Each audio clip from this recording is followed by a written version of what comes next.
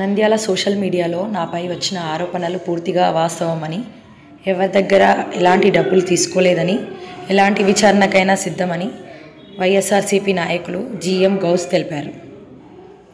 నమస్కారం సార్, నా పేరు కోదండరాము. మా నాన్నగారు లేట్ నాగన్న గారు, మా తమ్ముడు గోపినాథ్ 2019లో ఉద్యోగం చేస్తూ అక్కడ సస్పెండ్ అయ్యాడు. తర్వాత 2021లో రిమూవ్డ్ ఫ్రమ్ సర్వీసు అయినందువల్ల నా దగ్గరికి వచ్చి ఏదైనా సహాయం చేయి నాకు అన్నాడు. అప్పుడు గౌస్ గారికి నాకు ఉన్నటువంటి స్నేహం వల్ల నేను గౌస్ గారి దగ్గరికి మా తమ్ముడిని తీసుకుని వెళ్ళాను. అప్పుడు గౌస్ గారు అన్ని చెప్పారు. గౌస్ గారు మా తమ్ముడి కోసం విజయవాడ ఆఫీసులన్నీ తిరిగారు. అక్కడ ఏ ఆఫీసర్ దగ్గరికి వెళ్ళినా మా తమ్ముడి గురించి చెడ్డగా చెప్పారు. ఆ తర్వాత ఎలాగైనా సరే సహాయం చేయాలనే ఉద్దేశంతో వాళ్ళను రిక్వెస్ట్ చేసుకుని చెప్పాడు, ఏదో ఒకటి చేయండి సార్ మీరు అని చెప్పాడు. ఆ తర్వాత వాడు మళ్లీ గౌస్ గారి దగ్గరికి వచ్చి ఏం చేయమంటామంటే పలాని పని ఉంది, నేను విజయవాడ పోయిస్తానని చెప్పి విజయవాడ తిరిగాడు. మళ్ళీ కర్నూలు తిరిగాడు. ఈయన కర్నూలు పోయి రమ్మని చెప్పాడు. కర్నూలు పోయి తిరిగి రమ్మని చెప్తే పోయి వచ్చాడు ఆఫీస్. పోయి వచ్చి మళ్ళీ నా దగ్గరికి వచ్చాడు. అక్కడ వాళ్ళు డబ్బులు అడిగినారు, ఏం చేయాలన్నా అన్నాడు. అంటే డబ్బులు అడిగితే మనలే అది ఏదన్నా కానీ ముందు ఆఫీసర్ల దగ్గరికి వెళ్ళి నువ్వు కలిసి వచ్చి తర్వాత గౌస్ గారి దగ్గరికి రా, నేను ఏదైనా సాయం చేస్తాను. వాళ్ళు డబ్బులు అడిగితే నీ దగ్గర డబ్బులు లేకపోతే నేను ఎక్కడో చోట తీసుకొచ్చి నీకు డబ్బులు అప్పచెప్తాను అన్నాడు. ఆ తర్వాత వాడు ఇంకేమీ దగ్గరికి రాలేదు.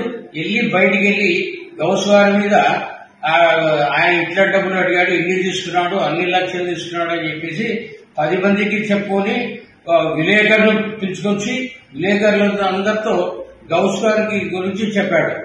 గౌస్ గారు ఉన్న విషయం చెప్పు, నన్ను పిలుచుకొచ్చాడు, నేను కూడా ఉన్న విషయం చెప్పాను.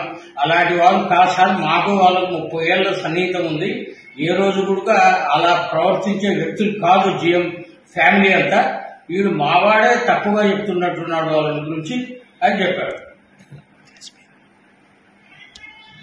ఎలా వదిలేసిపోయాక మా ఇంట్లో 3 నెలలు ఉన్నాడు. అది చెప్పాలని ఒక చెప్పండి. అతని ప్రవర్తన బాగాలేక అతని పిల్లలు అతన్ని వదిలేసి వెళ్ళిపోయారు. ఆ తర్వాత నా దగ్గరికి వచ్చి మా ఇంట్లో 3 నెలలు ఉన్నాడు. అప్పుడు ఎలాగైనా సహాయం చేయవల్ల నేను గౌస్ గారి దగ్గరికి నేను దూరం పెట్టినందువల్ల బయట అందరికీ గౌస్ గారి మీద రకరకాలుగా చెప్పడం, బ్లాక్ మెయిల్ చేస్తున్నాడు. గౌస్ గారిని బ్లాక్ మెయిల్ చేస్తున్నాడు. గోపినాథ్ వ్యక్తి అసలు అతను ఎవరో నాకు పరిచయం లేదు. కానీ కోదండ గారని ఈయన 30 ఏళ్ళ నుంచి మా సంస్థలో పనిచేసిన వ్యక్తి, ప్లస్ మా సన్నిహితుడు, మా ఇంటి మనిషి ఆయన. అలాంటి వ్యక్తిని తీసుకొచ్చి నా ముందు కూర్చోబెట్టి ఏదో సాయం చేయండి గోస్ గారు అని చెప్పేసి ఈయన వినిపించుకున్న తర్వాత సరే అని చెప్పేసి ఆయన కోసం నేను Vijayawada, Kurnool housing board department మొత్తం కలిసిన తర్వాత ఎక్కడ చూసినా ఈయన పెద్ద ఫ్రాడ్ మనిషి, ఈయనకి సపోర్ట్ చేయదని చెప్పేసి ప్రతి చోటు నుంచి వచ్చిన మాట ఇది. అయినా కానీ ఏదో ఒకటి చేద్దాం, సాయం చేద్దాము, బాగా బిడ్డ కదా మనిషికి అని చెప్పేసి ఛాలెంజ్ చేద్దామని చెప్పేసి మానవ దృక్పథంతో నేను ఛాలెంజ్ చేసి మనస్ఫూర్తి చేయాలని అనుకున్నాను.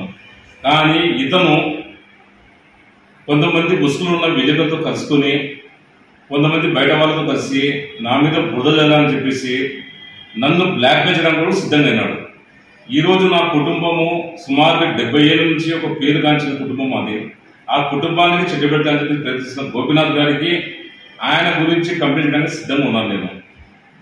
ఇలాంటి వ్యక్తి, ఏఈగా పనిచేసిన వ్యక్తి పెద్ద ఫ్రాడ్ అని చెప్పేసి ఎక్కడ పోయినా ఎంక్వైరీ చేసినా మొత్తం బయటపడుతుంది. అలానే ఈయన చేసిన ఫ్రాడ్ సంబంధించిన డాక్యుమెంట్ 17 లక్షల చిల్లర రూపాయలు, సుమారుగా 17 లక్షల రూపాయలు హౌసింగ్ బోర్డులో ఫ్రాడ్ చేసిన వ్యక్తి. 17 లక్షలు చేసినారా సార్ ఆయన? 17 లక్షలు చేసినాడు సార్. ఈ 17 లక్షలు చేసిన దానికి ఆయన సర్వీస్ నుంచి రిమూవ్ చేసినారు.